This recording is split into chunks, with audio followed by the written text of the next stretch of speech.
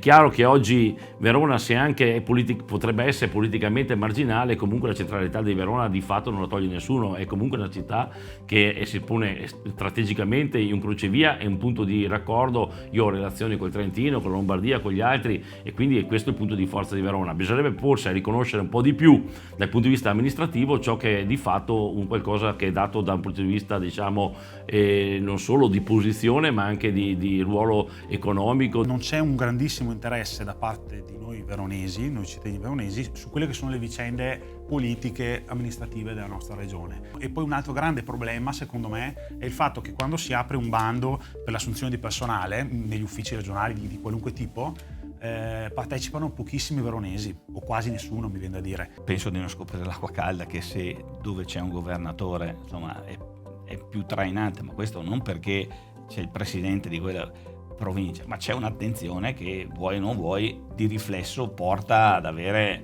più attenzione. Ma penso che, come dicevamo prima, dopo 50 anni un presidente veronese potrebbe essere anche, insomma, arrivata l'ora che magari si possa scegliere un veronese, ecco.